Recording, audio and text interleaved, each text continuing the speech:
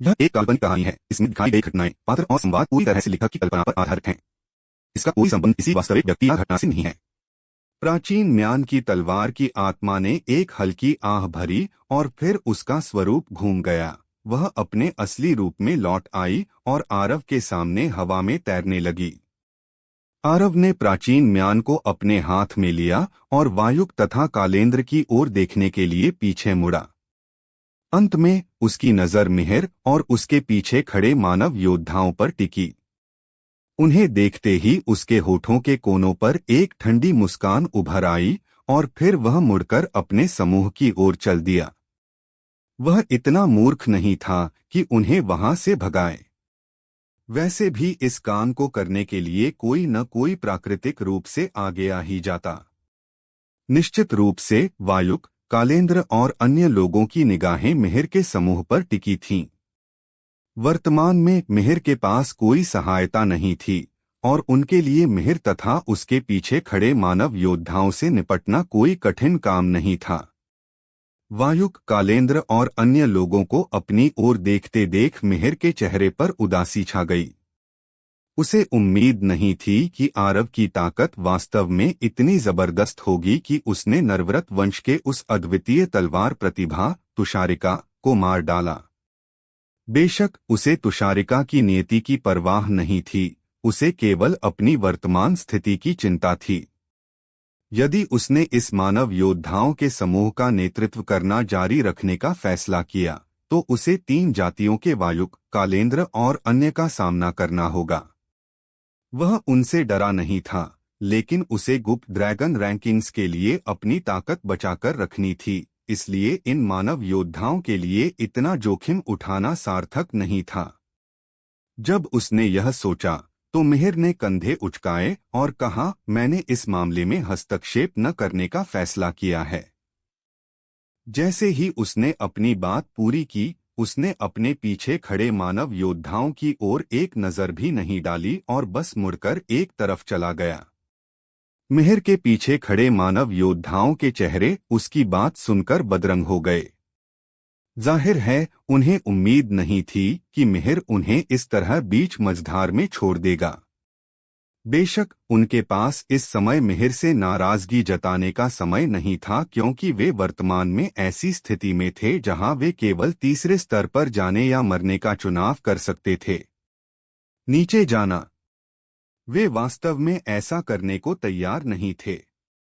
आखिरकार उन्होंने यहां जगह पाने के लिए अपनी जान जोखिम में डाली थी, लेकिन वे यहां रुकने की हिम्मत भी नहीं कर पा रहे थे। आखिरकार उनके बीच कोई नेतृत्व करने वाला नहीं था, तो वे वायुक, कालेंद्र और अन्य लोगों का मुकाबला कैसे कर सकते थे। उन सभी ने आरव की ओर देखा, उनके होंठ कांप रहे थे। ऐसा लग रहा था कि वे कुछ कहना चाहते हैं, लेकिन जब उन्होंने अपने पिछले फैसले के बारे में सोचा तो अंत में किसी ने कुछ नहीं कहा। उनमें से कई ने हल्की आह भरी और तीसरे स्तर की ओर बढ़ने ही वाले थे कि तभी, इन्हें मार डालो, किसी को मत छोड़ो, वायुक की बर्फीली और हड्डी कंपा देने वाली आवाज गूंजी। उसके बाद अनगिनत दैत्य योद्धा, नेदर योद्धा और दैत्य जंतु योद्धा बिजली की गति से झपटे और तुरंत मानव योद्धाओं के समूह में घुस गए। मानव योद्धा अभी सदमे से उबर भी नहीं पाए थे कि उनमें से 10 से अधिक तुरंत मारे गए। एक बार जब वे सदमे से उबरे तो सभी मानव योद्धा भयभीत हो गए। हालांकि उनकी प्रतिक्रिया धीमी नहीं थी और उन्होंने जल्दी से जवाबी हमला शुरू किया। वायुक ने आरव की ओर देखा, लेकिन इस समय आरव की आंखें हल्की बंद थीं। ऐसा लग रहा था जैसे उसने इस दृश्य पर ध्यान ही नहीं दिया हो। वायुक का दिल यह देखकर दहल गया, क्योंकि आरव की निर्दयता उसकी दैत्य जाति के बराबर थी। आरव की राय में उसे विश्वासघात पसंद नहीं था। इससे पहले उसने उन्हें अपना माना था, इसलिए वह उनके लिए अपने हितों का त्याग करने को तैयार था, क्योंकि उसके दिल में जो उसके साथ थे वे उसके अपने हितों से कहीं अधिक महत्वपूर्ण थे। दुर्भाग्य से उन्होंने अपने स्वार्थ के लिए उसे छोड़ने का फैसला किया था। चूंकि वे बेरहम थे तो उसे भी वफादार रहने की कोई जरूरत नहीं थी। चूंकि उन्होंने उसे छोड़ दिया था तो स्वाभाविक रूप से उसे भी उन्हें छोड़ना ही था। आरव इतना स्वाभिमानी व्यक्ति था। बुराई का बदला भलाई से। क्षमा करें, लेकिन आरव इतना महान व्यक्ति नहीं था। इसलिए आरव ने उस भयानक संहार की अनदेखी की जो 3 जातियों के योद्धा कर रहे थे। वरिष्ठ भाई आरव, कृपया हमारे पुराने संबंधों पर विचार करें और हमारी मदद करें। हम तीसरे स्तर पर जाने के लिए तैयार हैं। हम नीचे जाने के लिए तैयार हैं। वरिष्ठ भाई आरव, कृपया हमारी मदद करें। भाई आरव, यह हमारी गलती थी और हमने इसे महसूस कर लिया है। कृपया हमारी गलतियों को क्षमा करें और हमारी मदद करें। हम आपकी मदद के लिए सदैव आभारी रहेंगे। आरव, क्या तुम सच में हमें यहाँ बेरहमी से मिटते हुए देखोगे? मानव योद्धा अंततः 3 जातियों के विशेषज्ञों का मुकाबला नहीं कर पाए। ज्यादा समय नहीं लगा और उनमें से आधे से ज्यादा मारे गए। वे असहाय थे और केवल आरव के समूह से मदद मांग सकते थे। हालांकि आरव ने ऐसे व्यवहार किया जैसे उसने उनकी मदद की पुकार सुनी ही न हो और वह चुप रहा। चूंकि आरव चुप रहा, उसके पीछे के योद्धा भी स्वाभाविक रूप से उसकी तरह चुप रहे। भले ही वे इस दृश्य को देख पाने में थोड़े असमर्थ थे। आखिरकार उन्होंने साथ मिलकर जीवन मृत्यु की लड़ाई लड़ी थी। हालांकि जब उन्होंने सोचा कि कैसे इन लोगों ने चौथे स्तर पर रुकने और उन्हें छोड़ने का फैसला किया था, तो उनके मन की दया काफी हद तक कम हो गई। कभी कभी चुनाव अत्यंत महत्वपूर्ण होते हैं। सही चुनाव सफलता की ओर ले जाता है, गलत चुनाव विनाश की ओर। इसमें कोई संदेह नहीं था कि इन लोगों ने गलत चुनाव किया था। जैसे ही उसने मानव योद्धाओं को मरते देखा, जियानद्र की आंखों में दया की एक लहर दौड़ गई और उसने कहा, भाई आरव, हम। जियानद्र ने अपनी बात पूरी भी नहीं की थी कि आरव ने हाथ हिलाकर उसे बीच में ही रोक दिया। उसने कहा, भाई जियानद्र, मैं जानता हूं कि तुम्हारा क्या मतलब है। यदि यह इससे पहले की बात होती तो मैं सभी की जान बचाने के लिए अपना सर्वश्रेष्ठ प्रयास करता, चाहे मुझे अपने सभी तुरूप के पत्तों का उपयोग क्यों न करना पड़े। लेकिन अब मुझे खेद है। मैं अपने भाइयों को उन लोगों के लिए अपनी जान जोखिम में डालने की अनुमति नहीं दूंगा जिन्होंने अपने फायदे के लिए हमें छोड़ दिया। वे इसके लायक नहीं हैं। यह सुनकर जियानद्र ने हल्की आह भरी। वह कई मौकों पर कदम उठाना चाहता था, लेकिन अंत में उसने खुद को रोक लिया। सच कहूं तो जब उसने उनके चुनाव और रवैये को याद किया तो वह खुद भी बेहद नाखुश था। आखिरकार उसके समूह ने उनके लिए अपने फायदे त्याग दिए थे, फिर भी उन्होंने क्या किया? उन्होंने अपने फायदे के लिए उसके समूह को ही छोड़ दिया। तो ऐसा अनुभव करने के बाद कोई नाखुश होने से कैसे बच सकता था? यही कारण था कि उसने अंत में मदद नहीं की। रक्त धीरे धीरे पूरी जमीन पर फैल गया और मानव योद्धाओं का समूह नष्ट हो गया। हर रात की कहानी, हर दिन का धमाका, सिर्फ स्टोरी हंगामा पर। तो अभी सब्सक्राइब करें और बेल आइकन दबाएं, क्योंकि अगली कहानी आप मिस ना कर पाए। मैंने मूल रूप से, इसी बीच वायुक ने अचानक कहा, मैंने मूल रूप से सोचा था कि मेरी दैत्य जाति बहुत निर्दयी और क्रूर है। लेकिन अब ऐसा लगता है कि तुम्हारी तुलना में यह अभी भी अपर्याप्त है, आरव।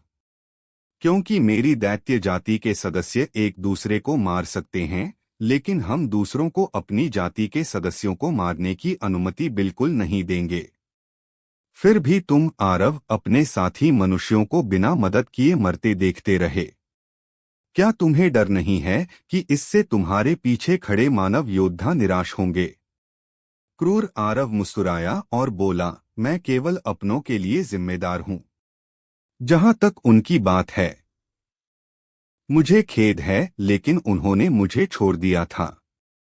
मेरा दृढ़ विश्वास है कि यदि तुमने अभी मेरी तरफ के मनुष्यों को मारना चुना होता तो वे बिल्कुल भी मदद नहीं करते। तुम्हें क्या लगता है? आरव सही कह रहा है। इसी बीच भानुवीर ने कहा, हर कोई स्वार्थी है और यह कुछ ऐसा है जिससे मैं इनकार नहीं कर सकता, क्योंकि मैं भी स्वार्थी हूं।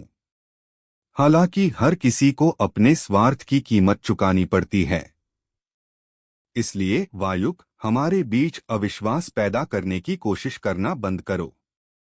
यह न केवल तुम्हारी अपनी बुद्धि का अपमान होगा, बल्कि यह हमारी बुद्धि का भी अपमान होगा। बिल्कुल इसी बीच ज्ञानद्र ने कहा, तो वायुक, तुम मेहर के बारे में क्यों नहीं बोलते? उसने उन लोगों के नेतृत्व की बात की थी। दुर्भाग्य से कठिनाई आने पर उसने उन्हें बस छोड़ दिया। उफ उफ, यह मध्य क्षेत्र का तथाकथित राजकुमार है। यह तथाकथित नश्वर सम्राट है जो भविष्य में सभी क्षेत्रों पर कमान संभालेगा। कितना हास्यास्पद है। जियानद्र की बात सुनकर मिहिर का चेहरा उतर गया और उसकी आंखों में मारने की इच्छा उमड़ पड़ी। वायुक यह सुनकर ठंडी आवाज में गुर्राया और फिर उसने अपने साथियों को एक तरफ चलने और साधना शुरू करने का निर्देश दिया। जब आरव ने यह दृश्य देखा तो उसकी आंखें थोड़ी सिकुड़ गईं। यदि वायुक की ओर से कोई पहले आत्मिक स्तर पर पहुंच गया तो। जब उसने यह सोचा तो आरव ने बिना किसी हिचकिचाहट के कहा, सभी लोग इसी स्थान पर साधना करें और जितनी जल्दी हो सके आत्मिक स्तर पर आगे बढ़े।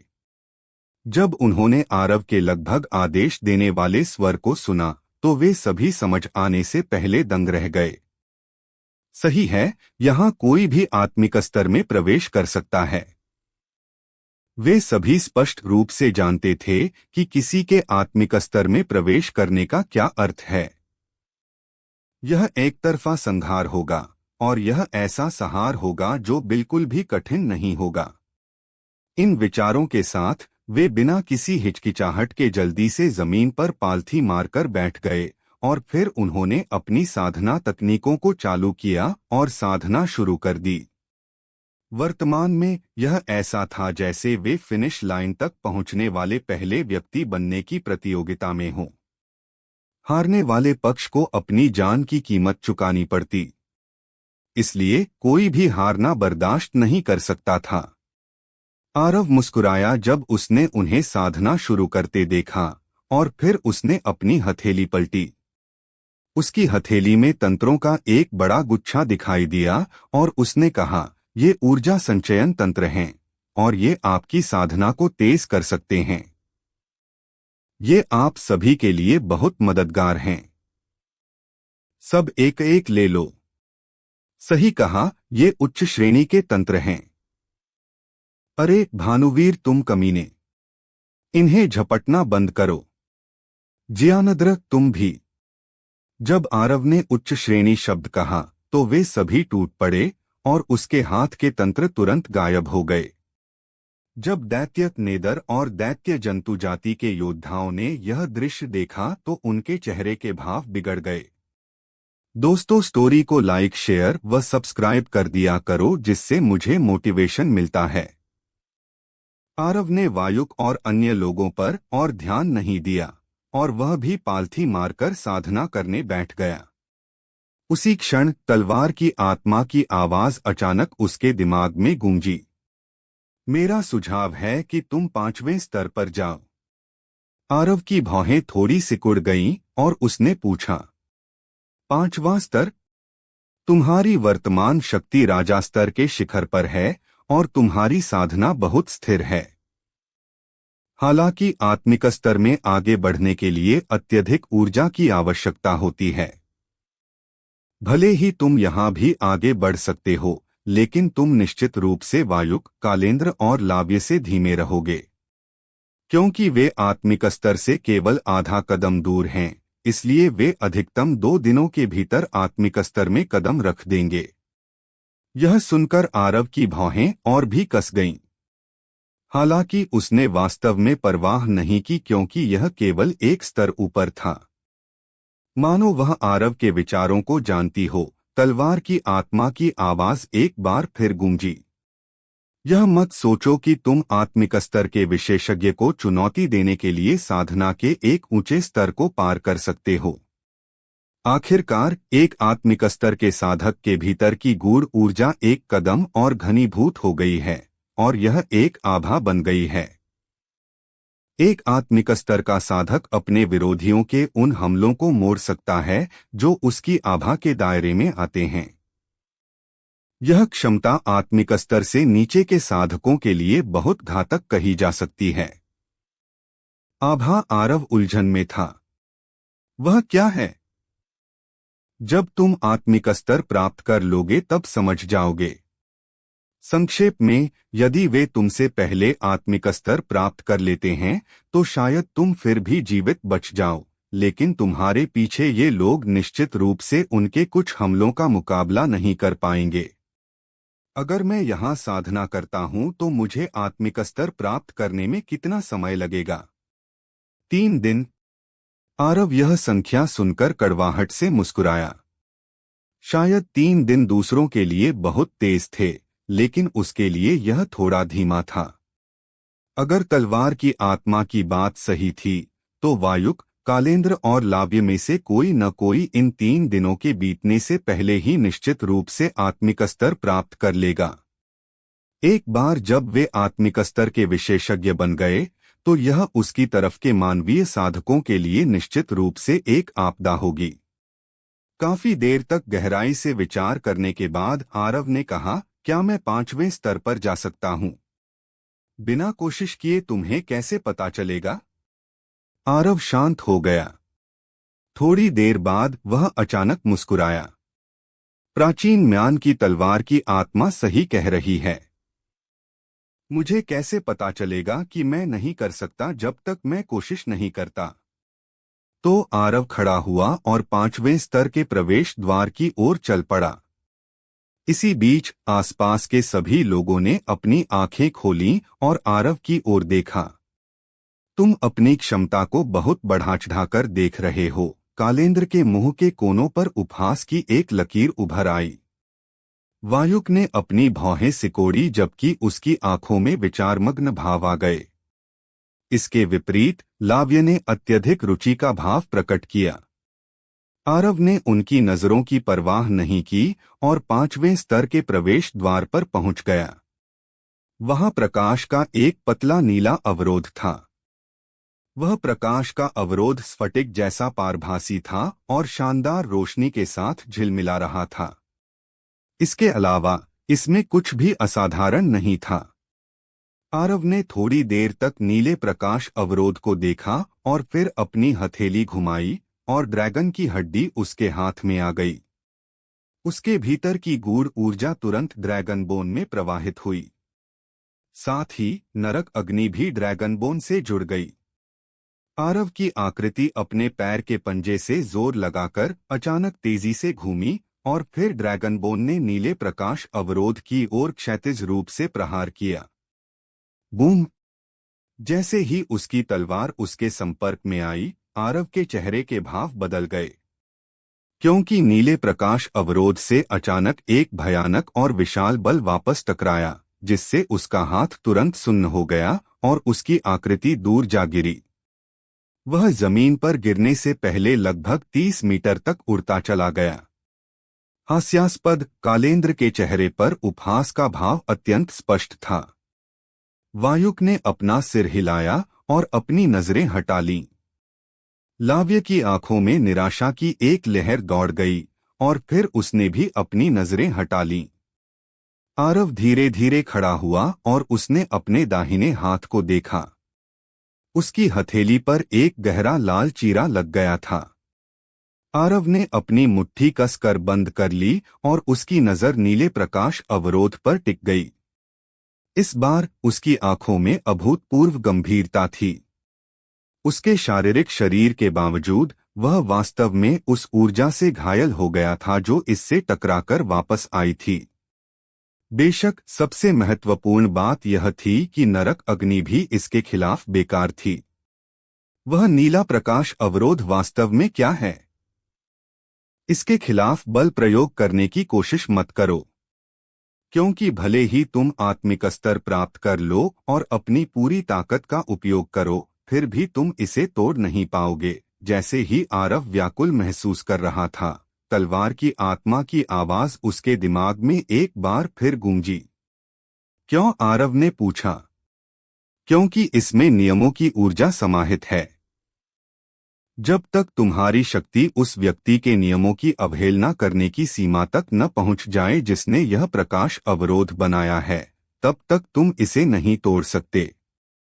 बेशक यदि तुम अभी नरक अग्नि की पूरी शक्ति प्रदर्शित करने में सक्षम होते तो तुम इसे हासिल कर सकते थे। हालांकि तुम अभी ऐसा करने में असमर्थ लग रहे हो। तो फिर तुमने मुझे यहां आने के लिए क्यों कहा? आरव थोड़ा नाराज था। वास्तव में वह महसूस कर सकता था कि अपनी वर्तमान शक्ति के साथ नीले प्रकाश अवरोध को तोड़ना उसके लिए पूरी तरह से असंभव था। एक पल की चुप्पी के बाद तलवार की आत्मा की आवाज अचानक आरव के दिमाग में फिर से गूंजी। तुम्हारे पास वह सूक्ष्म भंवर है। शायद वह तुम्हें वहां अंदर जाने दे सके। आरव के मुंह के कोने फड़फड़ाए।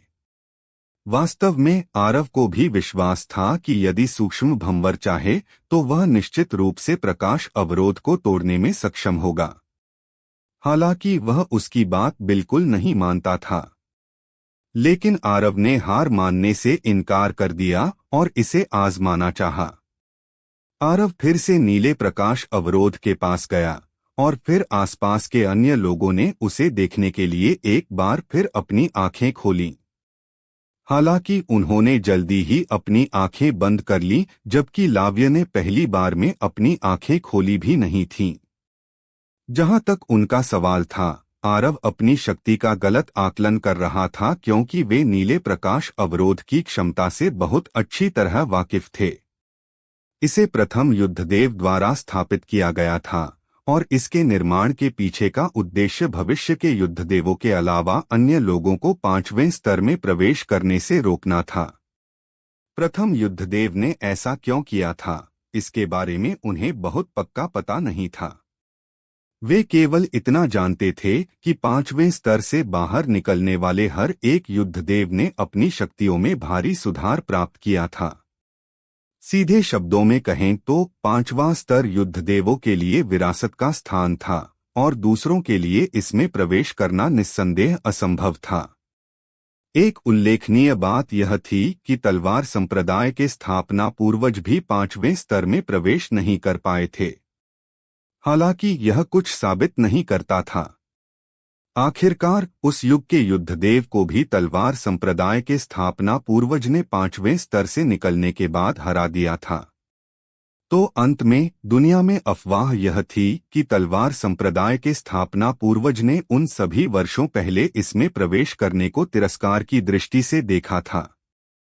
हालांकि कोई नहीं जानता था कि वह वास्तव में प्रवेश नहीं करना चाहते थे या नहीं कर सके।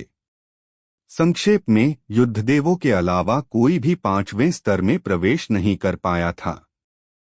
फिर भी अब आरव ने वास्तव में 5वें स्तर पर चढ़ने का इरादा किया था। तो क्या यह एक असंभव सपना नहीं था? आरव को इसकी परवाह नहीं थी कि वे क्या सोचते हैं।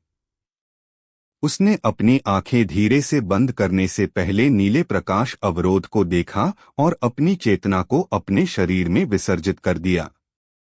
उसने कहा, तुम इसमें प्रवेश कर सकते हो, है ना? सूक्ष्म भंवर चुप रहा और उसने कोई प्रतिक्रिया नहीं दी।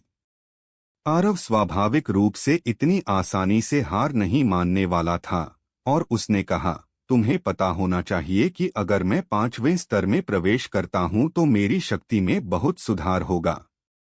एक बार जब मेरी शक्ति में सुधार होगा तो तुम स्वाभाविक रूप से भारी मात्रा में लाभ प्राप्त कर पाओगे। इसलिए यदि हम वहां जाते हैं तो यह दोनों के लिए जीत की स्थिति है। तुम क्या सोचते हो? सूक्ष्म भंवर अभी भी मौन रहा। देखो, मैं अभी बहुत कमजोर हूँ, इसलिए मुझे अपनी शक्ति में जल्द से जल्द सुधार करना होगा, अन्यथा मैं किसी भी समय मर सकता हूँ। अगर मैं मर गया तो यह निश्चित रूप से तुम्हारे लिए फायदेमंद नहीं होगा और यह तुम्हारे लिए हानिकारक भी हो सकता है। तुम निश्चित रूप से नहीं चाहोगे कि ऐसी स्थिति उत्पन्न हो, है ना? तो तुम्हें बस मेरी थोड़ी मदद करनी है और हम 5वें स्तर में प्रवेश कर पाएंगे। एक बार जब हम प्रवेश कर लेंगे तो मैं निश्चित रूप से अपनी शक्ति में तेजी से सुधार कर पाऊंगा। और फिर आरव लगभग 15 मिनट तक लगातार बोलता रहा।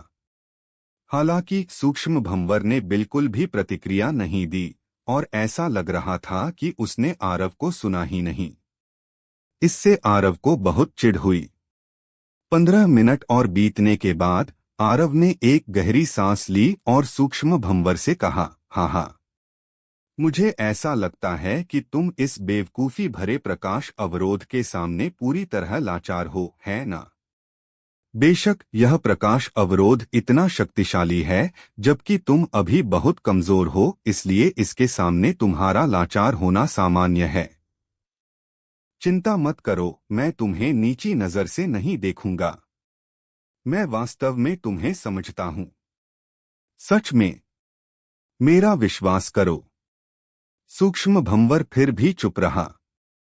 जब आरव ने यह देखा तो उसकी आंखों में निराशा की एक लहर दौड़ गई। जब वह पूरी तरह से हार मानने ही वाला था, सूक्ष्म भंवर अचानक घूमने लगा और फिर उसके भीतर से अचानक एक विशाल बल का प्रवाह निकला। एक पल में आरव के दिमाग में चक्कर आने लगे और उसने मदहोशी में एक स्पष्ट और मधुर ठंडी हुंकार सुनी।